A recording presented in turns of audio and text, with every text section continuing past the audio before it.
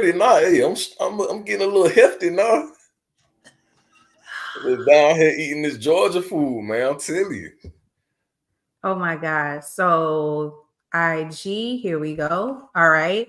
So we are live, fellas. So welcome y'all to the Crown by Nichele podcast. We are on episode 10. That is hard to believe, episode 10.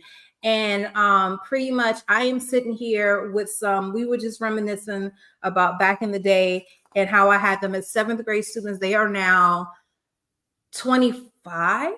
Oh boy, I wish. I just turned 28 in September. Don't say that. Do not. Okay. He's Terrell. I thought I was getting old. Yeah, dope. 28? Yeah. It's been that. Oh gosh. So Domo, you August, right? You young. Yeah, but I ain't 28. Young. I'm 27. I'm 27. Yeah, I'm about to say. Oh my gosh. So like literally for those of you who maybe have not been listening to my mini commercials, Dominique and Terrell were both awesome students in the sense that they came to class, they did what they're supposed to do. Now Dominique just brought up, he remembers I used to get on him by using a brush. It's yeah, you can't be brushing your hair in class. But that was the only thing. But the fact that they were not only were they stellar students academically, they were also stellar students athletically. I remember just, if I'm not mistaken, I remember you were on the line, Terrell, but were you offense or defense? Wait, I played D-line and linebacker in middle school. Okay, and I remember Damo, you were a cornerback. Yeah, I played corner. Yep. Yeah. So like, I mean, to the point, I don't know if y'all remember this, but when I used to write letters at the end of the school year, and I remember writing in both of y'all letters, when you make it big, make sure I get $1,000. Do y'all remember? I think I do. Honestly. I kind of remember that. If I felt like a student was going to make it to the NFL, which I did find out that one of mine is in the NFL, Amari Barno, he went to Westwood. He played. Yeah, I know. He was a sophomore my senior year. I did not know that. Like, I didn't know he played for our Virginia Tech. I did not know that about him. Oh, he went JUCO, Domo. He went JUCO, then he went to VT. Yeah, I did not know that. So somebody who graduated with him, and I had them at Longleaf, they were like, yeah, you know he's in the league. And I was like, no, I don't know he was in the league. So, but pretty much one of the reasons why I brought them on here is because I know they are very successful now. And I feel like what started probably as early as they were young and they were little youngins through elementary school and middle school. And we're going to talk about that experience about them. So was there anything y'all want to add to y'all intro, like what y'all are doing now, what's going on in life? Terrell, you want to start? Anything you want to add to that intro? All right. So I work for a company in Greenville, South Carolina called Dodge Industrial, not the car company. So we make gearboxes for those that might not understand what I'm saying. So anybody who's been to a Krispy Kreme and you see the conveyor belt moving the donut, we make the gearbox that power that conveyor belt. So we work with Amazon and Johnson & Johnson, all those big companies. So that's what I work for in Greenville now. Okay. Well, I guess I'll elaborate after Terrell, Vaughn. So I work with, so basically I do project management for construction. So it's more on the residential side, but right now I work for a company called Toll Brothers down in Savannah, Georgia. So I've been doing this for I've been doing construction since high school, but honestly, as far as professional wise, I've been doing it since I got out of college. So I've been doing it. I did it in Raleigh, Orlando, Florida, and like I said, now I'm in Savannah. So it just keep trucking along at this point. So if you have not already shared this podcast, I see 2 people jumped in and I see some people viewing on Instagram. I'm going back and forth between the screens, and then I'm live actually on I'm live on TikTok. And basically the purpose of this episode is to spotlight how, like, I hate how, especially with Black men, get a negative rap, like they can't go to school and do what they're supposed to do. No, they can do exactly what they're supposed to do.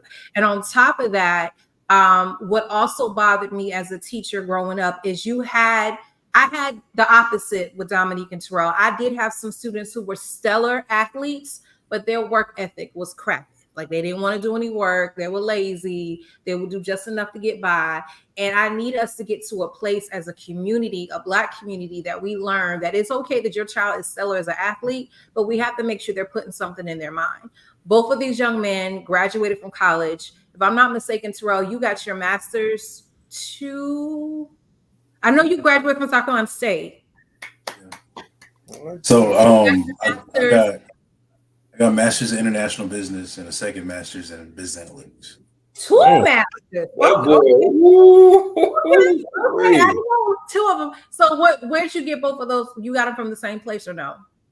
I got them from the same place. There's a school up in Boston. I lived in Boston for 2 years called Hope International Business School.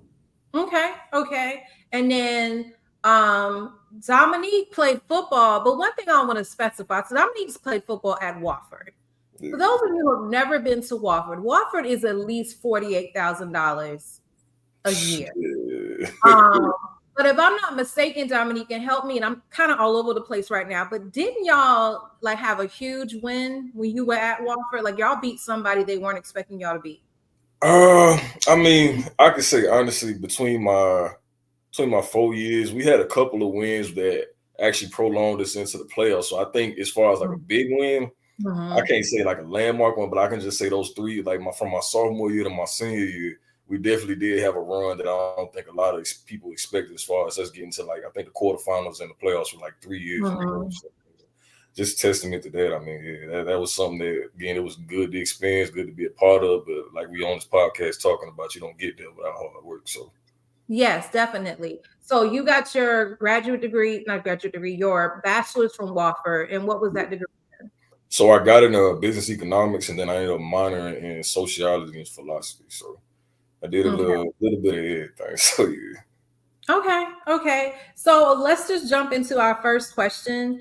What do you believe motivated you to make sure you were balanced as far as schoolwork and your also on the field? Honestly, I would have to say just the family I grew up in. Like family from South Carolina. Like my mom's from Andrews, South Carolina. My dad's from Hopkins, so they're kind of a little more country edge. So just kind of growing up being outdoors and working with my granddad a lot of times, I always had like a hard work mentality. So it was like even if I wasn't good at something, or even if something wasn't going my way, all I knew was just keep trying, just keep going. So I think I kind of took that same mindset into school, and just even certain days where I did struggle, I always found a way to say, okay, cool, I'm gonna make it happen. Terrell? I'm gonna build on that. My dad was the first one in my family to go to college. He went to South Carolina State, and he always talked about how he grew up sharecropping, pulling tobacco out there in Horry County. So that hard work was always instilled in me. Just if you're not gonna do your schoolwork, you're gonna be outside in this hot sun with me doing this work. So that was a very strong motivator. Yes. So again, one thing I want to reemphasize what they just said, it came from home, y'all. You do have some exceptional students. I've taught for over 20 years where you have exceptional students where they had parents who did not care, but they pushed because they wanted better for themselves. But obviously these young men admitted that because of the work ethic that was instilled in from home, they felt a need to push themselves and do what they needed to do. Did you ever, and this is just off the cuff, me coming up, like I told you, I would come with questions. Did you ever find yourself, how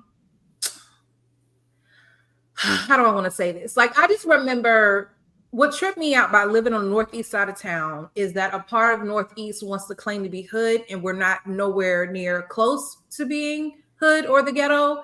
Did you ever find yourself struggling with trying to fit into that mold, or trying to be something that you're not, or trying to be, as some kids like to say, thug life because you want to come off as hard versus how you were? Was that ever a struggle for you? Was that ever something that came to your mind to even try to even imitate, or no? I didn't live near enough people to do it. Like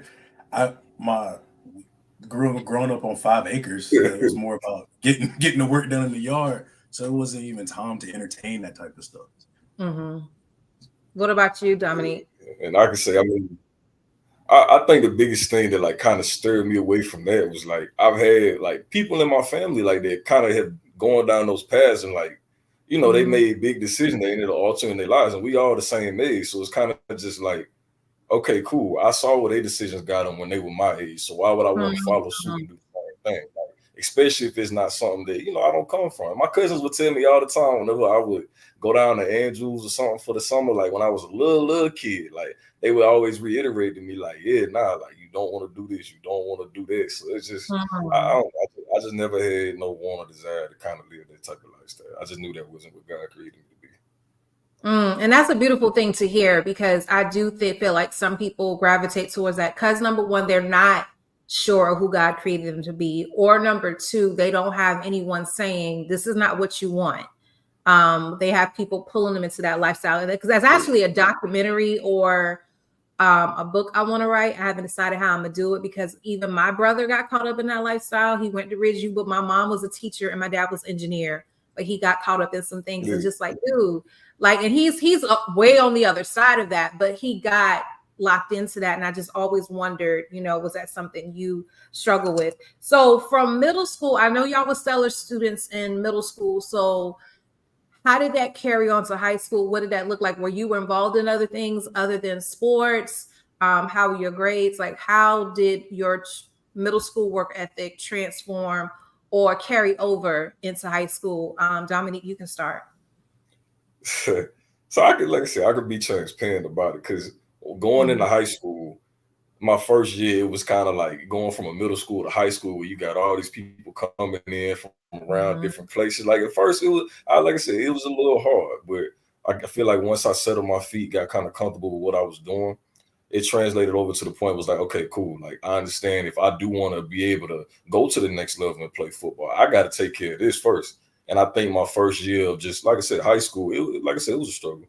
But I think over time I was able, you know, get accustomed to it and make the necessary changes I need to make, and, you know, just handle business the way it needs to be. Terrell?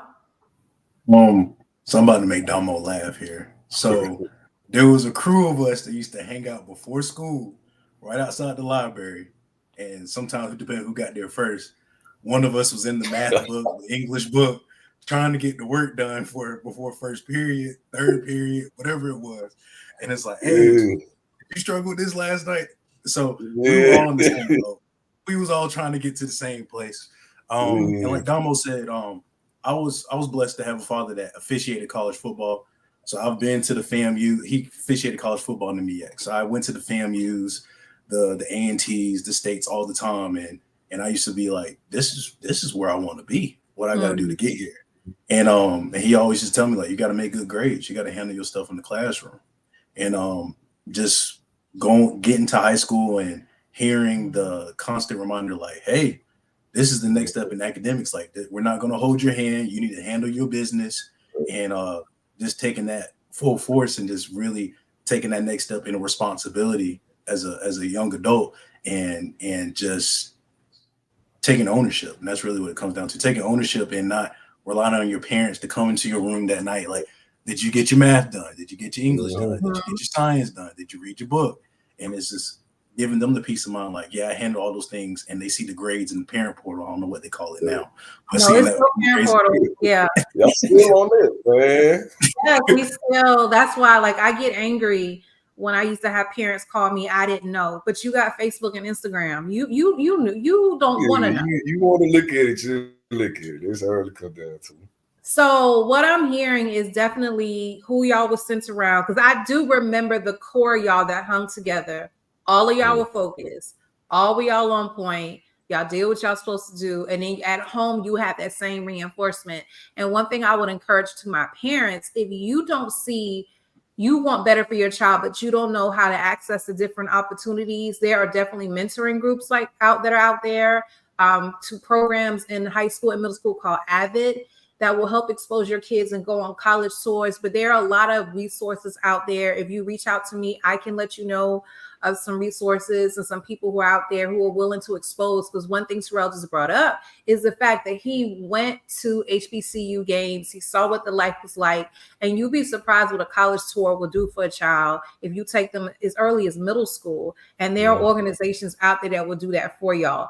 So one thing I just thought about when y'all were talking about navigating your sports and your grades in high school, what advice would you give to someone? Because I know a middle school practice schedule is totally different from the high school practice schedule. And I'll even, and eventually when we get to that point, talk about, I know college was completely different from high school. But what advice would you give to any high school students now who are in sports and trying to juggle the schoolwork and the academics at the same time?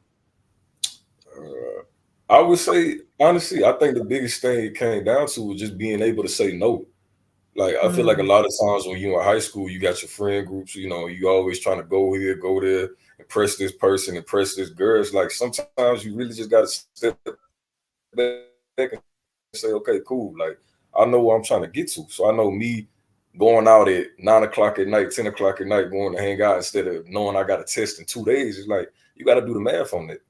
Like, you burning the candle from two sides. So you got to figure out which side you actually want to light. The other side, you just going to call it a day. So I just feel like you got to be able to say no to some things. Terrell? I would say, my dad always just tell me, he said, your social life will come as you come into the adult. He said, no need to be grown now. And to Damo's point, when you get to college, when you become an adult and get your friend groups, the party's going to be there. The social life is going to be there. You'll be able to go out 10, 11, 12 o'clock, 1, 2 in the morning, whatever you want to do. But the early years in your development and your education, those are years you can't get back. And while y'all were saying that, I immediately thought about Kobe Bryant. They said he didn't party at all. Like he was in bed by 8 o'clock at night because he was up 3, 4 o'clock in the morning for his first workout. So it's just like, you just have to learn what works and what doesn't work. So how did you, when you transitioned from high school to college, Terrell, you played ball at State, right? So what was the difference between, I've heard some stories, but what is the difference between college sports and high school sports?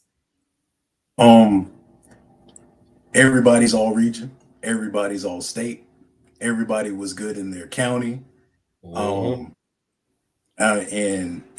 all that stuff them recruiters were talking about when you was coming on your visits, like, we love you, you're the guy, you're the guy, you're the girl, you're the girl.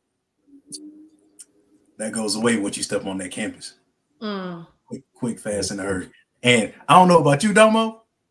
First time Buddy Pugh said, yeah, I'll see you. We have team meetings at 5:15 in the morning and practice at 6 before y'all go to class. Man, I don't even want to think about my first day. I ain't even trying to think about it. That thing got me scarred for life. I have a son, I'm gonna tell him the same story. I'll be like, all right, this is what you signing up for now. And then it doesn't stop at the practice. You go to class. All right, I'll see you back here at 2 o'clock for lift. Then I'll see you at 4 o'clock for film. And then I got team meeting at 7. So on top of going to classes. Correct. Hold on 1 second. Why? I know I'm plugged up. Give me 1 second, y'all. Yeah, you good. Yeah, it's where I ain't even trying to think about that. I'll be like, I don't mind. The bad thing is I'm still wired that way. I still wake up 5:45. I know, man. I'm the same way. Like, I'll be in bed sleeping, and all of a sudden I'll look at my clock because I woke up and that thing say 4:45. I'll be like, Lord. I ain't gonna lie, my first year was probably about 2 or 3 times, like just getting acclimated to waking up that early and working out. I knew if I woke up and saw the sun outside, I'm late. I said, I'm late. You see that sun peeking through the blinds, man. I didn't know I'm about to be running tomorrow. I don't pay. And that is like, while y'all are talking, I'm thinking about other stories I've heard, but I'll never forget I had a set of twins and that they're seniors. I hope they're seniors. You talking about what's their last name? No, they're not. I don't think they're in Richland County. They're they might be in Louisiana. Last time I talked to them was like the pandemic. They They're probably in Louisiana from what they told me, but I don't know where they are now. But I just remember them telling me, because they were talking about sports and how all these things they were going to do. And they said, Miss Jenkins, I'm realizing it's not that serious. I'm not that dedicated to going to the next level. Because what it was, we were reading an article on whether or not professional athletes should get paid as much as they get paid.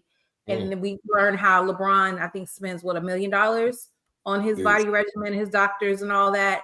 And so they had to argue. One side had to argue, did they get paid too much? And one side had to argue how, no, they need to get paid because they have to do A, B, C, D, E, F, G. And one boy after discussion, he said, what I've learned is I'm not that dedicated. I don't need all that. I'm going to find something else I want to do with my life. And I was like, okay, well, I'm glad you're being honest with yourself. So again, did you take that same mentality, Dominique, you mentioned earlier, like learning how to say no into college? Because I know it was a different ball game social wise. Because one thing that blew my mind, and this is even for me as a college student in 1998, the status that is assigned to a college jock, an athlete, or be in a fraternity. And it's just like how the swarm of people that are trying to be in your space. So how socially, how did you learn how to make sure you made the main thing the main thing? I mean, like I said, just me being transparent. Transparent. My first year, I had to make mistakes in order to learn. Those last 3 years that I was there, like, hey, okay, you can't do that no more because you saw what that did to you. So now you got to say, okay, let me say no to this, no to that, keep my head straight, realize what I'm really here to do, and then focus on after that. Because I mean, I'll be real, like coming from high school, and Terrell, you might be able to attest to this. Like, you grew up in Blythewood, Winsboro, into that area, like it really ain't too much to do unless you drive 30, 40 minutes to go to doggone Columbia. So I mean, like once you get to a college, especially state, I know, like you kind of wild. You like, man, like okay, like it's something to do every single day if I want to. So I think the biggest lesson for me in that time period was just realizing, like, okay, Dominique, like learn from your mistakes, be a man about it. Like you ain't home with your mama, you ain't home, like, comfortable and everything. Like you got to make a name for yourself, make a life for yourself. And I think the biggest thing, like, I remember my dad when he dropped me off at college, he told me, he was like, hey, you going to school to create a life for you and your family. And I was like, and he was like, not the family like you got back home, but the family you're gonna have 20, 30 years from now. So I was like, okay, I heard it the first year, but then like it didn't really click to me until like I started getting older and started seeing some of the guys I hung out with freshman year that were older going out into the real world and creating these families and having these jobs. And I was like, oh, this is for real. Like once I leave here, it's not I go to another like educational system where they're taking care of me. Like, nah, I gotta make a man of myself. So I think, like I said, it's that first year just learning, like, okay, cool, I made those mistakes, but just going forward, just hey, make sure you correct them. If you know you want to be, just make sure you get there. That's it. And to that point, when I came in at state, I came in with 20, 28, maybe 29, maybe 26 people in my signing class. By my fourth year, there was 13 of us. So when you see those guys don't make the right decisions and be like, all right, I'm just gonna party this semester, and it's not the fall when it's during football season, it's the spring. The spring. It's the spring. It's the spring that gets you. Because that's what a lot of the parties got going on. And then for us, we were over by Claflin, so they're homecoming in the spring. And then you got all the probates happening in the spring. So there's a lot more distractions, I feel like, when in the spring compared to the fall. In the fall, all right, if I don't perform in the classroom, I know I'm not going to get no PT. I know I'm not going to be able to practice. They're going to make me sit in study hall. But at spring, when things get a little more lax on the sports side, and that's where I feel like a lot of my former teammates got relaxed in their social life and their studies. Hence, they couldn't participate the next year. And seeing guys get sent home, it's just like, man, like I know they could have done something more, but because of a few decisions here and there, it makes you wake up real quick. And that's the thing a lot of people don't, I feel like, again, just don't talk about when it comes to going to college. Like, yeah, you can get in, but it's another thing to like actually finish. Because a lot of people, like I said, they'll go a year, 2 years, 3 years. They might even make it all the way up to the point they about to walk across the stage. And it's just that one little hurdle they got to get. And they just say, nah, I'm not doing So it's Oh my just like I gosh. said, just really being again yeah, just what we talked about, just wanting to finish, having that drive to say, okay, cool. Like I know how I grew up, I know how my parents raised me, so it's like, nah, like I gotta make stuff happen, finish it. Mm. So we have a question from one of our viewers. She asked, "Are you guys mentors to other young men in elementary and high school?" And this is from D. Presley. Thank you for viewing with us. I'll take a stab at this. So, D. Presley, I am currently a coach at Hillcrest High School. Uh, Mm, yeah, so Bennett Swagger, he was my offensive coordinator at State. He was let go, and then he got the head coaching job up here at Hillcrest. And so, first thing when I first he saw got the job, I was like, "Hey, man, what can I do?" My first year there, I was an offensive line coach. So I got a group of big old guys that I absolutely love pouring into, take them out to eat. They'll text me. They follow me on Instagram. I talk trash to them, but I always make it known like, hey, you need to be doing your schoolwork. You need to make sure you get your grades because you never know who might come walking through the school one day. Mhm. And that's it. RIP to Derek Miller. Proper preparation prevents poor performance. Mm. Mm, And sure always being did. prepared for the opportunity that comes. So, Mm. Mm. And she said, Oh "Awesome." So, man. Dominique, you. So I mean, like I said, I'm just not getting down to Savannah at the movement, so I'm still looking around trying to figure out some opportunities. But like I said, I'm definitely interested in going the same route to it, going get involved in some type of high school sports or middle school, whatever. Because I feel like I said, there's a lot of questions that young people have that they don't Mhm. always ask. Because a lot of times the people they do have in those leadership positions, they don't leave it kind of open ended for them. So I Mm. feel like a lot of times, just like I said, that's something I definitely do in the near future. Want to get involved in. So, how do you believe that drive that y'all had, you mentioned in middle school and high school and even college, how do you think that has affected y'all professionally? Mm. I can honestly say for me, I know it's affecting me professionally because I knew it was a point in time. It was my junior year of college actually, and I was just figuring out like, okay, cool, this is what I like. And again, like I said, just to be transparent about it, like, I was getting in my junior year. I'm figuring, okay, maybe going to the NFL was not the route that again God wanted me to take. So I started venturing out, and I remember just I had to have a heart to heart conversation with one of my friends, and they just told me they was like, man, listen, like if we was to get a season-ending injury or something that we couldn't come back from athletically, what would we do tomorrow besides go to school? So Mm. then it kind of like profounded me on the idea, like, okay, Dominique, you need to start searching for yourself outside of that sport. So I feel like Mm. just having that whole mindset of again, like figuring out exactly what it is that God called me to be and seeing exactly what He laid in front of me, it kind of made everything plain for me. So I mean, again, going back to high school when I used to work with my granddad in construction, I mean, it kind of just opened my eyes to a lot of things that I didn't realize that it put me in position in that I'm in now. So if I hadn't Mhm. spent those long days just out with him in the sun, demoing houses, doing other things like that, I mean, I honestly don't think I'd be where I'm at right now. Mm. Terrell. I so my freshman year, um, when I got to state, and we had some NFL guys on the team, Javon Hargrave, Darius Leonard, those type of guys, and you see those type of guys, and you be like, oh, they a different breed, and Mm. Yeah. and very much like Damo, like, okay, it's time to reevaluate some things to make sure I got some things in order, just to Yeah, make sure hey, I see the difference now. I'm telling you. yeah, yeah. And something I heard, and I used to say to my roommates all the time. I had three roommates for 3 years in a row. I said, we're not planning for the next four, we're planning for the next 40. Like Mm. like like he like Mr. Lemon told Damo before he dropped him off at Walford, like we're looking way down the road for what we're gonna do.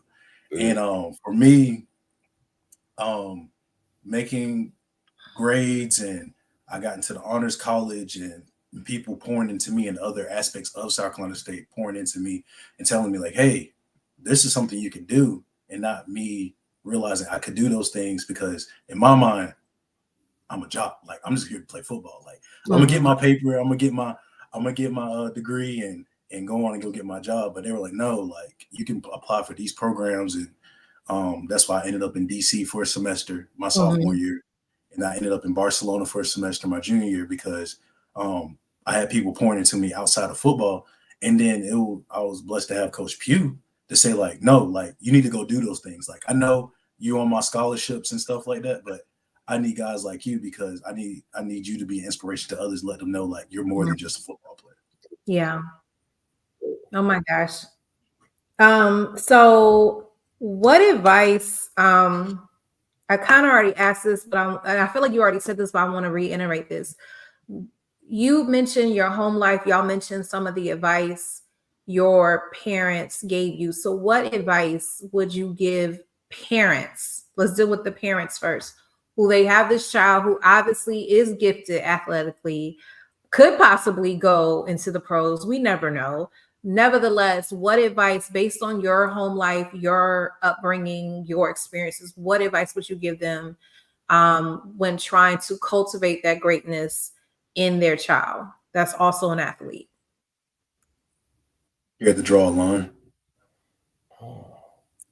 Don't be scared to draw a line. I was, yeah, draw a line, yeah. And when you say draw, what do you mean by expand on that a little bit? So I know it's nice to hear your child's name being called over that intercom. I know it's nice to see them be responsible for 28 points on the board, 3 interceptions, big hits, tackles, all that good stuff. But they're not handling their stuff at home in that classroom. And that child knows that, well, they're not gonna pull me off the field if I do or don't. And as soon as they don't, and you don't draw that line and be like, all right, you keep playing with me and pull them out and let them feel that hurt, you rather for it to be early than late. I promise you. I promise you. You rather for it to be a middle school. I'd rather for you miss a middle school game on a Wednesday than miss a Saturday game where it can hurt your pockets later, especially if you have potential to go to the next level. Dom, anything you want to add to that? Yeah, I mean, just piggyback off of that. I don't think it's the whole sense of, because of course, as a parent or whatever the case may be, like you want your student athlete to feel like, okay, yeah, they support me in whatever I do. But again, I think it just comes back to the simple point, like, yeah, they're great at this sport, but are they just a well-rounded person in general? Because the biggest thing I've noticed, like even when I've had like coaches come to the school and talk to me, as soon as they get done talking to me, they ain't about to go say, okay, let me go find Dominique best friends and go talk to them. Like, nah, they're gonna talk to the teachers. They're gonna talk to the coaches that you might not talk to all the time. They just want to see about your character. So I feel like as long as you can be the greatest person on the field, but as soon as you get off, everybody got negative reviews on you. It's like nobody gonna take you serious because you're just a head case at that point. And I tell you this in college, like the thing is you got to perform, and if it come down to where a coach feel like he got to babysit you and everything you do, you're not gonna touch the field, and you'll be lucky if you even stay on the team at that point. So my whole thing is just like, just make sure at the end of the day you're pushing your student athlete not to be just a great player, but a great man. That is so good. To that point, Ms. Jenkins, I get a memory every year around December around the Celebration Bowl because I see your post like I taught him when you saw me on ABC when we played against Dion. And I had a group of I was blessed to have the group of 5 tight ends in that South Carolina State team, and they still call on me and they still reach out to me. And one thing I used to do with them was just sit down and just talk to them. Like I know X's and O's are important, but just make sure like, hey, what do you want to do next? Like what do you see yourself doing? What you want to do? And and to Damo's point, like we gotta make sure you're prepared for the world before you go out here, because I don't want you to go out here and then now football's over. You don't know what to do. You lost. Like I've done you a disservice if I sent you out in the world like that. And I mean, and that goes with parents too. Like you got to have those hard conversations. You got to teach them hard lessons. Like you haven't done your service to your child if you don't teach those lessons before they leave home. Because once they leave that nest, there's some hard days out there, Dom. You know, there's some hard days out there. There's some hard lessons. Hey, listen, and I think that was the biggest thing too. Like even coming out of college and just because like I had did the whole pro day thing, did the whole training for it, And I I think remember the that. biggest thing that stuck with me to this day was when everything was over. Once I got done with the pro day, I'm thinking, okay, like, cool. But it's like, if you don't hear a call or you don't be in life, like, you know what I'm saying? Like, life is gonna keep, the sport of football is gonna keep going, whether or not you make it to the next level or not. And all you get to do is just sit at the TV and watch and reminisce. And it's like, I'll never forget that gut sinking feeling. Like, okay, cool. Like, I gave all my life to this sport, but what did I do in return for myself to be able to say, without that sport, I'm still something? You know, and I think that's a lot of things just as Black men we don't talk about. Like, okay, it's okay not to make it all the way to that point, but it's like you're still worth something after that. And I feel like, again, like based off what Terrell was saying, like you're doing your student athlete a disservice. You don't help them realize their worth outside of that football. Y'all are giving people a whole lot more knowledge than I was expecting. I just flipped over to my Instagram page and someone posted a question. Let me make sure I'm reading it right. It says, what point do you transition to your plan B or move forward from your initial goal or dream? And I'm assuming the initial goal or dream is playing in the pros. And how do you make that decision? So again, the question was, what point do you transition to plan B and move forward from your initial goal? And I guess that's a question within itself. Was y'all's initial goal to play in NFL? My first 3 weeks, 100%. First 3 weeks, things got real quick. So, and I feel like y'all said that already. Go ahead. Go ahead. No, I felt like y'all said that already, but when y'all said around, was it junior? Damo, you said for you was your junior year when you started realizing, but wasn't the NFL I remember when they came to Wofford, because it was several of y'all who like I guess tried out or whatever you say. But when did you started thinking more about, okay, life after football? When did that hit for you? And what did you start making sure you did to prepare for life after football? I mean, I wish I did it differently, because I say this to say, I can't say I prepared the same way, but I wish I would have. So my whole thing of it was like, okay, cool. Like, I realized football was a part, but I wish I would have had at a younger age a mindset of where it was more to my mindset than just football. So if you want me to be realistic, it was junior year, but like if I'm speaking to somebody who's asking that question, it's like, you should be thinking about that now. Like, not saying that you got to just say, okay, I'm not going to work as hard, I'm not going to do X, Y, and Z to make sure I get there. But again, that just comes down to being a well-rounded individual. You got to have something else outside of sports that you can say, okay, cool, I can find myself in. Because again, like I said, sports gonna let you down, people gonna let you down, jobs gonna let you down, everything's gonna let you down. But if you truly know who you are outside of that, I mean, I don't think it's really a transition. I just think it's God saying, okay, cool, I'm closing this door because I got something else that I really want you to do. Because it's much easier to sit there and say, okay, cool, this is just part of God's plan, rather than saying, okay, plan A didn't work, so now I gotta go to plan B. I like that. All right, Terrell, what do you want to? And I remember you went. I remember when you went to was it Barcelona? I remember when you went there and you went to DC, and that was what, your junior year, or what year was that for you in school? DC was my sophomore year in the spring, and then Barcelona was my my junior year in the spring. For me, it was revealed through injury. So Barcelona. That was fun.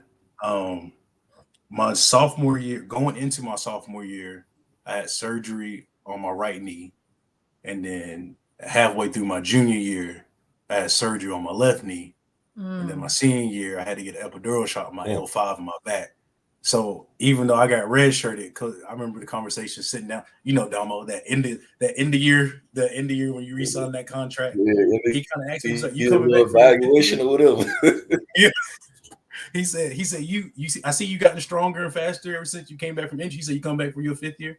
I said, Coach Pugh, I don't think I can make it through another year. My body hurt, and I've poured a lot of things into other aspects of my college. So I'm gonna take it elsewhere. He said, I figured you was gonna say that, but I'll at least give it worth a try to ask.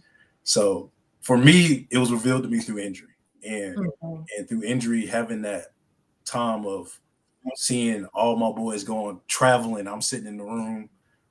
They're going to practice. I'm sitting in the training room, and just having that time with my books and myself. I was like, okay, I guess we got to pour into something else, because obviously there's something else out there for me.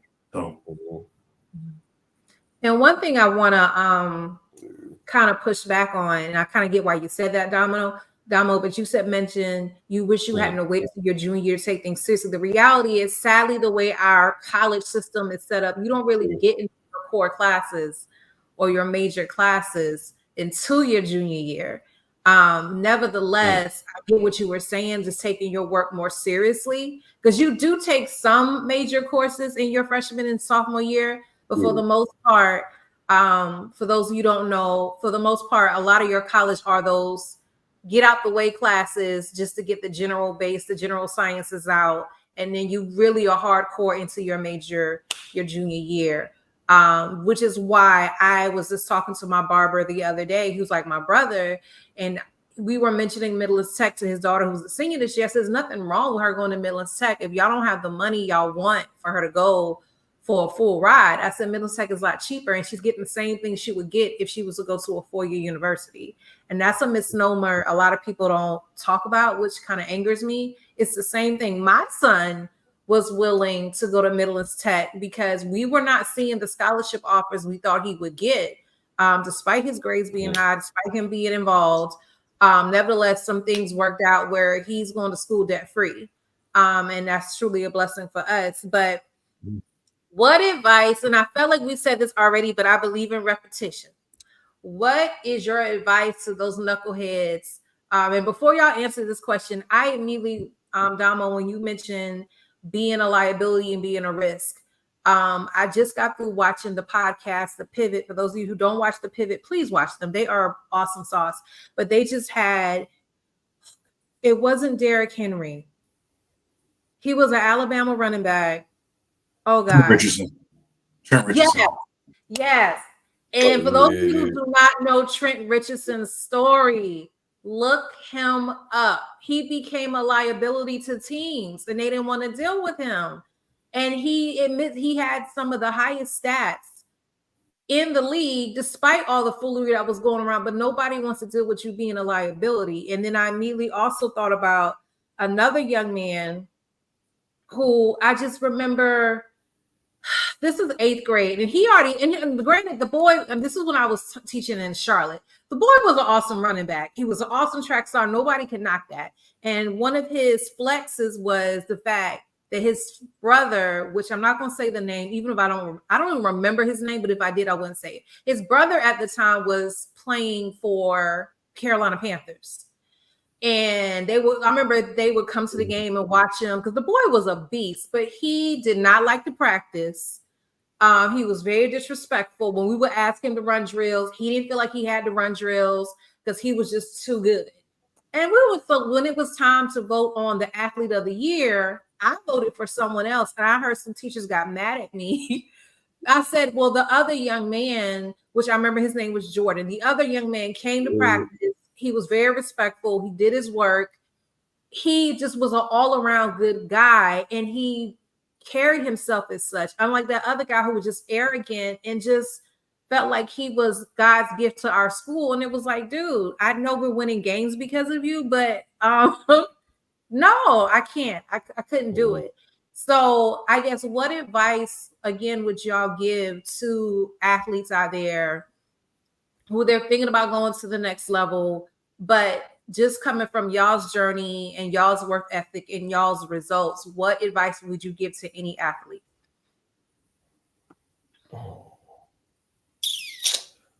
I always lived by a quote when it came to just life in general. It was always, I forgot who told it to me, but it was never too high, never too low. Because as much as you can be the greatest running back in the world, man, something can happen to where you go back to being, like I said, somebody that doesn't have those abilities and somebody that's not capable of doing those same things that everybody was cheering on you for. So, like I said, I just think the biggest thing is just realizing where your gifts come from. It comes from God, something that's God given, something that He blessed you with. So take care of them as such. So if you do want to get to that level, and okay, do the work, be modest, be a good person, and take care of your responsibility. But outside of that, I mean, again, sometimes it works out for some people, sometimes it doesn't. But I feel like if you're not a good person, being an athlete and being great at everything is not going to get you very far. Terrell? To your story, I would say it's okay for sports to be a part of your personality, but don't let it be your whole personality. So is it for me when I was at state, and I remember the first time this happened to me, it rubbed me the wrong way. But then I had a revelation. I was like, actually, this is a great thing that happened. When I used to go to business class, and people would be like, why weren't you in class on Friday? I was like, I was traveling to the game. They were like, you're on the football team? And I used to never wear my paraphernalia to class, never none of that stuff. So like they wouldn't know, but they'll see I'll hang out with the other football players and talk with them, but they didn't think I was a football player myself. And so when the first time that happened, I was like, man, like I felt like I was a little disrespected, but at the same time, I was just like, maybe that's a good thing because that's not my whole personality. I have more to myself than just being a college athlete. That is crazy. Yeah. We got a question. I could pick off there too. Oh, go ahead. But after that, we have a question. But go ahead, Domino. Nah, I was just about to say. Yeah, no, I was just saying. I understand what you mean, Terrell. There was certain times, like once I did start playing a little bit, like getting my name out there, like it would go certain times. But Wofford was a private school, so like you probably only have like maybe 15, 20 people in your class, and they kind of go around and they be like, all right, introduce yourself, what you do, if you play any sports and all that. So it'd be times I'll be in the class and I'll be like, man, I don't even play no sports. I play golf or something else of that nature. And I just let it stick. And then like you said, when it comes time for Friday and they ask me where I'm going, I'm like, man, I gotta go. I got somewhere I gotta be. But it's just, I get that whole notion, man. Don't make it your whole identity, man. Like I was saying, that thing could be here today, gone tomorrow. So someone posted the question, which I didn't even realize that when I booked y'all. Because Damo, you went to a PWI and Terrell, you went to a HBCU. So a young man is asking, what were the advantages and disadvantages of a HBCU versus a PWI or vice versa?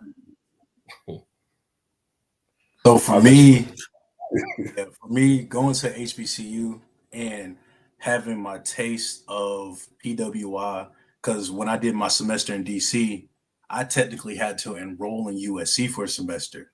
And so I was among USC and I think College Charleston students.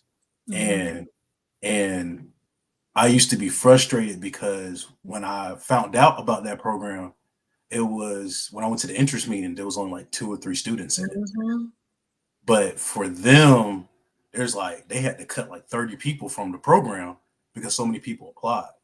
And then when I went to study abroad, I did my own research and then presented it and found the right office at the school. So just having some resources available to you is not as prevy. So it was very frustrating, but I felt like I paved the way for some students because after I did that, the International Affairs Office, we did a whole big banquet. I was able to speak, and some other students who went to study abroad was able to speak and spread that awareness. So there are some things that are not as glamorized at the HBCU compared to a PWI. But on the flip side, you'll be surprised by the alumni at these HBCUs. And then I will also go to the extent to say, even though we never beat A&T while I was in school, and I give my Aggies a hard time, but when there's a mutual love among other HBCU alumni, and you have that community, and they see that you went to a HBCU, you graduated, and you're trying to make it, there's that community of like, okay, I'm gonna reveal this information to you. I'm gonna help you with this resource, and this is what you need to do next. So there is a community of HBC alumni. It doesn't have to be with the school you went to be affiliated with, but just in general. What about you, Damo? Did you see any advantages or disadvantages at being in a PWI versus HBCU? It was definitely, I don't want to say like a culture shock, but it was definitely different because I knew going to Blythewood, like, you know, you had other African Americans that were in the class with you as well. But like when it goes from, okay, you maybe got 10 and 12 is half and half, but then you go to a school to where sometimes the ratio is 25-2, and you maybe only other person in there is a basketball player. And then, I mean, just being, just like I said, transparent about how Wofford was, like a lot of times if you were an African American that went to Wofford, you played the sport. So that kind of like ties back into my last point where it was just like I would walk into certain classroom and it's just like I don't even want to tell you I play a sport because then you just gonna think I got here just because of it. So it's just, I mean, so it was definitely, I think, like I said, I think that's a good reason. Well, not a good reason, but part of the reason why I did end up having some of the struggles I did my first year, just kind of getting acclimated. Because like I said, at first I didn't feel comfortable. It's like I said, I wish I had the HBCU feel where it was like, okay, I can look in the class and say, okay, cool. Like it's people that look like me. They're going through the same thing I'm going through. I can bond with them. I can go to them and talk to them. But just in my experience, it was kind of like, okay, well, I felt kind of like I can't go to them because they don't know me. And like, it just didn't feel like a community for the most part. So when did you feel like you built that community at Wofford? Or how did you build that? I think a lot of it just came through, honestly, just people on the team that I ended up growing brotherhoods with. Because, like I said, it's a lot of guys on the team. So we actually had a position group, and well, really, it was like 4 or 5 of us. We still cool to this day. We still talk. But I think the biggest thing we started realizing is being Black men going to that school, it was like, I'm not gonna say they wouldn't help us, but it was kind of more to know like they just looking at us and saying, "Look, we just want to get you through the door. We don't care exactly like what you got going on. Like we." And like I said, I don't want to put words in their mouth, but I just felt like a lot of times we always looked at it and said they really don't even want us to be here in the first place. So we kind of had to like just bond off of that whole mindset and say, okay, cool. Even they don't want us to be here, we're going to find a way to say, okay, cool. We're going to get our degree, go be successful, go do whatever we put our mind to, and not let any of that deter us. You know, basically, like I said, doing what we set out to do. So I think a lot of that fellowship from my teammates and even some of the coaches really did kind of help me push me along to get to that point of graduating. And it's so crazy you said that because I just got through reading because those are the people don't know that I'm an author, but I also read a lot of YA books, and I just got through reading a book by Paula Chase, which I mentioned her because she just got on the live on IG. But in the book, the young man, they were all attending this private school, but the young man was attending the private school because he was a basketball player and he got an internship to work at a fashion house and to help design. And the dean of the school had a problem with him because he's like, don't you normally play summer ball? You should be playing summer ball so you can condition. And it's like he's over the fact that, number one, they know he's on scholarship, and they felt like because you're on scholarship, it's almost like a contract. They felt like to manipulate you to do whatever I need you to do for the school, forgetting that I want to be here for my academics too. But all they were focusing on is what he could do for the basketball team, and he was just so over it. So it just amazes me sometimes how people can be with athletes and just realizing that there's more to them, just what they can do for your program and bringing money into your school and whatnot, and having like all-star athletes and whatnot. So one thing I would love you to talk about more, Terrell, because some people, that's something, one of my biggest regrets in college is I did not study abroad. What made you want to study abroad, and what was that experience like for you? So when I was in DC, the program was, and there was 17 of us, and we were sitting at dinner one day in the house, and they were talking about, well, since I did this program, I'm gonna go study abroad next spring, so I won't miss football season. I'm like, study abroad. And in that moment, I was just like, okay, I'm in the same room as you now. Why can't I do it? I might have to work a little bit harder to figure it out, but why can I not do it? And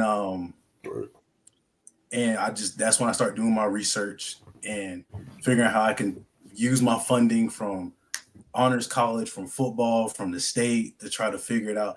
And even to the point, and it's funny how God works. So my junior year, when I tore my MCL, Domo, this was the worst situation ever. 20 minutes into practice on a Tuesday, tore my MCL inside. 6:45 in the morning. 6:45. So I go to Columbia, get an MRI. 2 days later, I had surgery scheduled. So there was this organization called Diversity Abroad. The name kind of speaks for itself, helping funding for to build diversity among study abroad groups.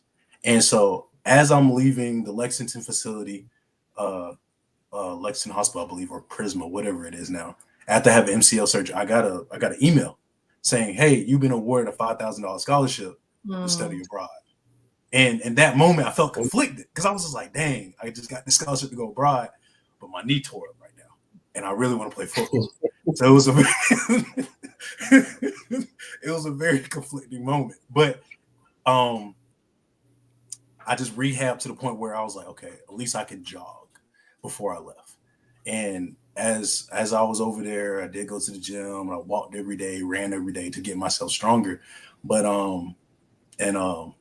I guess I'll say this. I'll give a shout out to my friends, my family, and my fiance. She hates me for this, but when I was studying abroad, I was able to go to Paris, London, Italy. And so we went back to Paris last year, and she said I didn't look excited enough, even though I already been there twice. So I was blessed to have the opportunity just to go to those different places. And just having that experience, and very much so, Damo, you can attest to this. There were 215 kids in my study abroad group. I was the only black male, and there was 3 women from Howard, maybe 4. That was it. So, like, it's to the point where this was where, like, studying traveling in Europe is a very interesting deal. I remember one time I was in Italy on a train, and this guy tapped me. He said, "Where are you from?" I'm like, "What you mean?" He said, I don't understand your accent. And I was just like, "I'm from the States." He said, "You don't have a New York, or you don't have a Chicago?" I said, "I'm from the South." And so he's like, "I never heard that before." And until I opened my mouth, most people didn't know I was American, which blew my mind. So it was just like Damo's experience at Wofford. Like, it's very prevalent around the world, especially in very non-African based countries. I'll say it like that. Oh my God. So that's something that I regret, because I mean, I realized after the fact there are a lot of opportunities to get scholarships. Sean, I need you not to be making a comment and you don't capitalize one letter with your former English teacher. What's up, Bo? Sean said we sound different down here. Which reminds me, Sean, I've yet to get my plate or all these times he cooking and showing meals, and I've yet to get an invite, Sean. I'm just gonna put that out there, okay? So, but this is something I wish, and I know part of it is more experience. I know you had to speak to him, Sean. I know, I'll let you have that, but I still want my plate. Several plates. Okay. So, but it was just one of those things where I'm glad you spoke on that, because that's something that some kids could be thinking about once they go to school. I didn't teach. I feel like she was along with y'all. Destiny Nelson. Was she along with y'all or ahead of y'all? You don't remember? That name sounds familiar. She graduated from That name sounds familiar. Yeah, I can't remember. She was ahead of y'all, but she studied abroad too while she was at Spelman. And had an awesome experience. Oh, I know who that is. Yeah. Yeah, her dad was her stepdad is Dr. Thomas, Oh yeah, I know exactly. Yeah. Yeah. So he's at Northeast. He's the principal at Northeast now. So, and then Miss Sumter, who's Miss Nicholson, she's the principal at Westwood. So it's just one of those things where I remember when she studied abroad, and I was just like, that would have been a great experience for me if I would have did that. So, and they're actually starting to do it now. I don't know if it's still at Longleaf, but they were taking the kids every 2 years. It was either Longleaf, Kelly Miller, Muller. They would take them abroad somewhere in some country, and of course they would let them know 2 years in advance so they could save up for it. But it's a great experience to go on, if you have the opportunity to go. But I'm checking to see if anybody has any more questions, because we're pretty much y'all exceeded, not saying I had expectations, but some of the gems that y'all dropped here really did like had me almost teary-eyed, like, oh my gosh, my babies. So it's just, yeah. So is there anything y'all want to share? What's going next with y'all? Anything y'all want to say before we end? For me, no. I got one thing. I'm kind of piggybacking what you said to about every 2 years at Longleaf taking the kids abroad. Parents, I know it's a scary thought, but when that opportunity arises, and your child shows interest, please let them go. Please let them go, because it's to the point now. I look for every reason to leave the country now. Like, not saying I don't want to be here in the U.S., but every chance I get. And my first role at Dodge, I was an international HR specialist. I was able to go to Mexico, and I was planning to go to Canada before I went to a different role. But just having that exposure and having that the experience of dealing with different people from different cultures, and even my grad school, I was the only American among 200 students, and just having contacts among other international students and learning up in different cultures, it just changed your mindset and perspective on a lot of things. So, and it just, in what we're talking about now today, it just makes you more of a well-rounded person. Dom, anything you want to add? Nah, man. I think the biggest thing, like I probably said 3 or 4 times before, just be who God called you to be more than anything. Whether it's parents, whether it's students, whatever, just be who God called you to be. Because I promise you, that's gonna get you a lot further. Exactly, that's gonna get you a lot further in life than a lot of people realize. Because, like, kind of piggyback off what we said earlier, talking about kids trying to fit this narrative of being hood, gangster, whatever the case may be. Like, everybody got their struggles, everybody got things they go through in life. So again, just be who God called you to be, walking whatever steps He tell you to walk in, man. And I promise you, your life gonna turn out the way exactly it need to be, not the way you want it to be, but the way you need it to be. And even though this is a discussion with itself that I will have on another day, somebody broke down how the reality is some people who are in that lifestyle because they're around that, they don't just join gangs because that's the thing to do. It's either out of protection or I need to help my family out. It's some type of need, the reason why, versus other people who we witness, who you live in an affluent neighborhood, you live in a nice home, have parents who are involved, but you for some reason feel a need to fill this facade and be something that you're not. And that's a discussion to have for another day. But we have a question from a very important viewer, Terrell. Charlene, did I say her name right? That's my fiance. Yes. But she put on Instagram, how do you guys transfer your skills from football to your current career positions? Thank you, Jolie, for your question. That's a good question. Terrell, go ahead, since that's your fiance is. So kind of we talked about earlier that grind, that everyday grind of just getting up, no matter sore, sick, hurting, frustrated, whatever your feelings may be, is getting up and going to work every day, and then just being diligent in that role. And especially for me, before all the fancy titles and the job I'm in now, I was working at FedEx. I was delivering furniture. I was doing DoorDash. I was working in a grocery store just to make ends meet and just putting myself through grad school. So that grind of every day going to football practice and just taking the role I've been assigned and doing to the best of my ability and not knowing what's going to do for me next. That's one thing I can say that translated from football to my work life. Yeah, and I can literally piggyback off that same thing.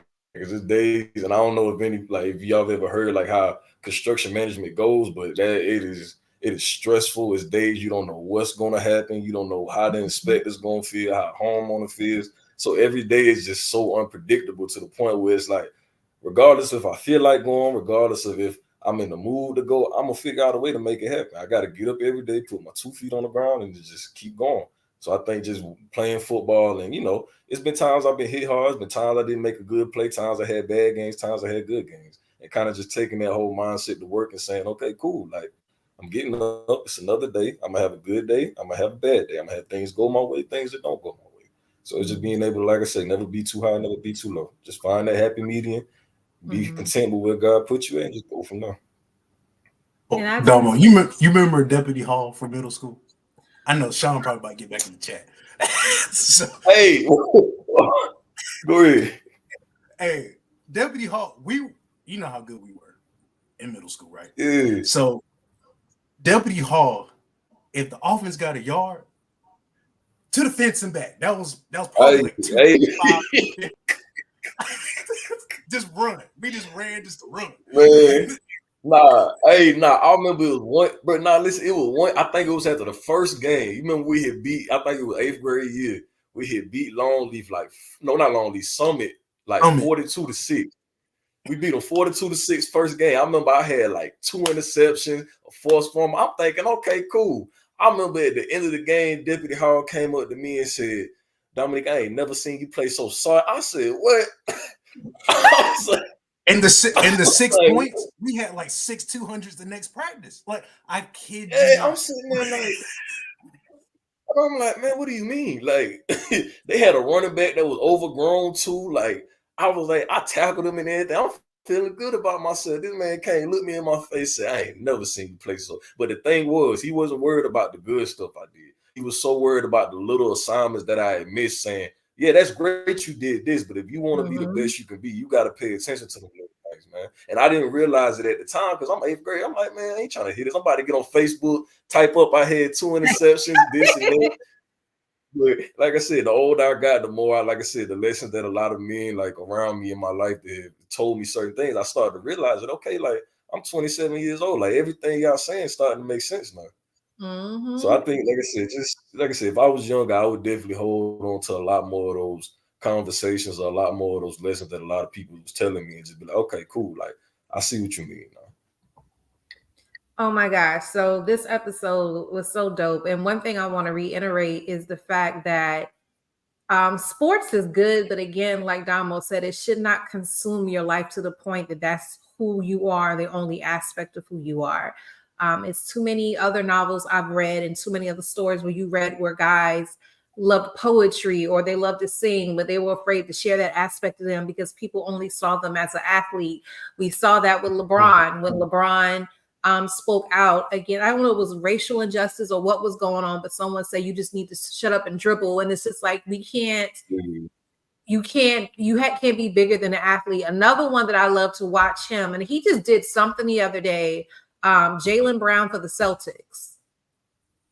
So he was saying how he wants to pretty much open up another Black Wall Street, and he open up opportunities so people can have the wealth gap, can close that wealth gap. And just hearing him talk and share that is like, I love seeing stuff like that. And that's why I love watching shows like The Pivot, because you get to see the different aspect of athletes, because a lot of people just assume the worst or just assume they're just an athlete, and there's so much more dimensions to them than that. And that's why parents is so important to make sure your child's exposed. Something that Terrell said that made me want to bring up this point to y'all.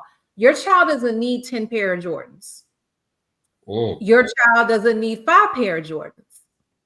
So think about, and last time I checked, Jordans are at least what, $200 something? Man, let's see if you can find them. You got to buy them resale. 230, 240. No. Yeah, you got to buy them from somebody else for my dog on $275. That's why I stopped. I said, oh my gosh. So your child has all these Jordans, but y'all don't go on any type of cultural field trip. Vacation is nice. Myrtle Beach is nice, but where do y'all go where they can learn about their history? Where they can learn about things like, to this day, even though I did not appreciate it, but now looking back, I'm like, dang, my mom took us to Benedict to go see Maya Angelou.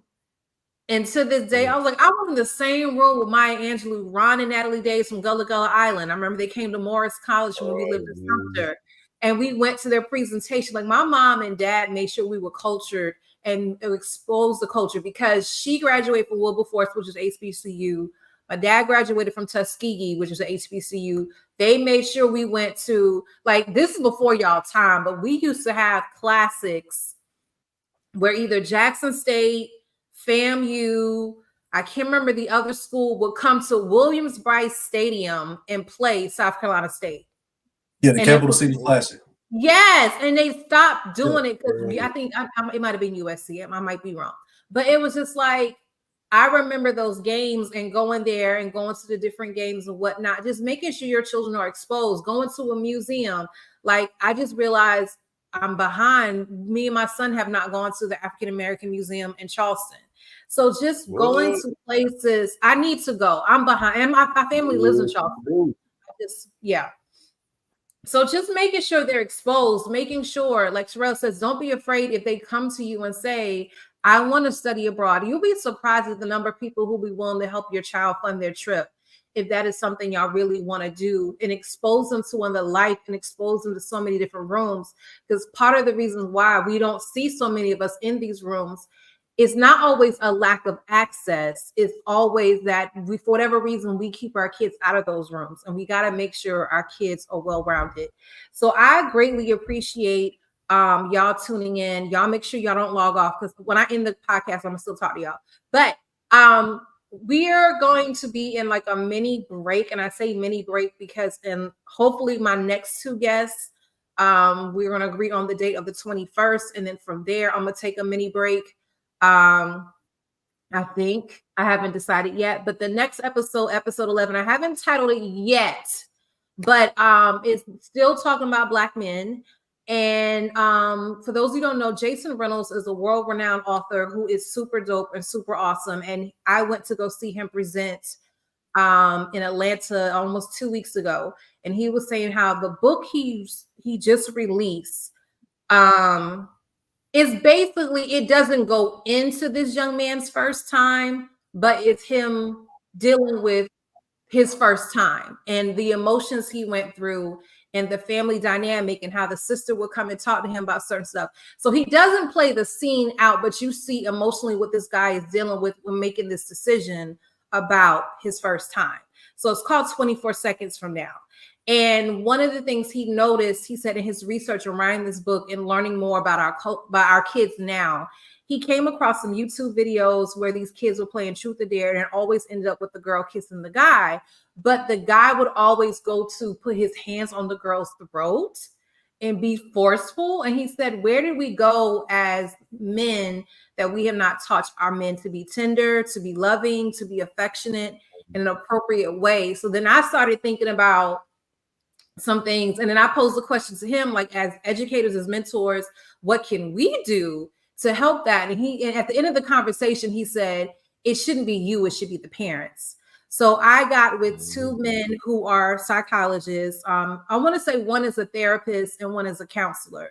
But basically, we're going to talk about how as parents, we can make sure we allow our boys, raise them in a way where they can really emotional and feel, but at the same time, know when it's appropriate to do certain things and not do certain things. But I was saying how with Jason, I brought my question with him, was I watched, and it's gotten worse. It wasn't that bad when I had y'all, but it's gotten worse where you watch people in the hallways and you watch the boys roughhouse the girls, and the girl, he's just playing and it's okay. And you're just like, no, it's not okay. But the girls are okay with that. But the fact that the boys are okay with that and get an attitude when you jack them up for that, that's a conversation within itself. So we're going to bring on some professionals to talk to us as parents on how we can make sure we're accurately or effectively parenting our boys so they can be sensitive to who they are as a person, but also know how to govern themselves accordingly, if that makes sense. So make sure y'all tune in. Tentatively, the date now is November 21st. That may be a live stream. I'm not sure yet, but once I get the details, I'll put the flyers up. Thank y'all for tuning in. If you're just joining on the podcast, please know that this will be up on Facebook for 24 hours, and then it's going to be on YouTube forever. Share it with your people. Share it with your young men. This will be dope if I hear some teachers and some coaches share this with their athletes. Like, this will be super dope if y'all can do that so they can hear young men who are on the other side of this, who will play middle school, high school, which is a random question, but was that y'all 8th grade year? Was that the year y'all were undefeated, or y'all it was one game y'all lost? Lost to Kelly Mill one game. Nah, ooh, yeah, that's how it was. Kelly Mill. That was the only thing we lost. We still won the district though, but it was Kelly Mill. Okay, I remember that year because we hadn't had a season like that in a minute. I remember that. It's amazing what comes back to me. So, thank y'all for tuning in, and y'all have a good night.